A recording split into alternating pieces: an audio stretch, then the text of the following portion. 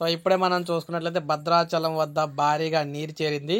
ఛత్తీస్గఢ్, ఒరిస్సా 2 రాష్ట్రాలు కూడా రహదారులు అయితే తెగిపోయినాయి అనమాట.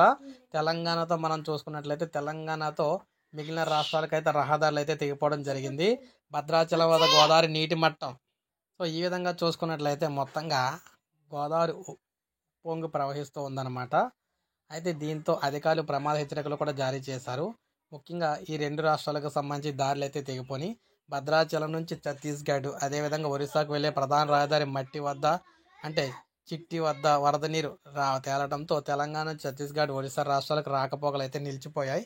గోదావరి దిగువన ఉన్న శబరి నదికి వరద నీరు భారీగా పోటెత్తడంతో భద్రాచలం నుంచి వరద నీరు అయితే ఇక్కడ తోడుతూ ఉన్నారు. సో ఏదేమైనా మొత్తంగా రాష్ట్రాల నుంచి ఇతర రాష్ట్రాలకు అయితే దారిలు తెగిపోయి ఇక హైదరాబాద్లో రాగల 3 రోజులు భారీ వర్షాలు అయితే రాబోతూ ఉన్నాయన్నమాట.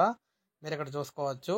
సో రాగల 3 రోజుల పాటు తెలంగాణ వ్యాప్తంగా ఉరుములు మెరుపులతో కూడిన వర్షాలు అయితే రాబోతూ ఉన్నాయి. హైదరాబాద్ వాతావరణ కేంద్రం అయితే తెలియజేసింది. సో ఈ నేపథ్యంలో మొత్తంగా చూసుకున్నట్లయితే భారీ వర్షాలు పడతాయి నేపథ్యంలో ప్రజలందరికీ హెచ్చరికలు అయితే జారీ చేశారు. కొన్ని జిల్లాలు అయితే ఇవ్వడం జరిగింది. కొన్ని జిల్లాలు కూడా ఇక్కడ ఇవ్వడం అయితే జరిగిందనమాట. రాగల 3 రోజులు భారీ వర్షాలు ఉంటాయి. హైదరాబాద్లో భారీ వర్షం అయితే పడబోతుంది.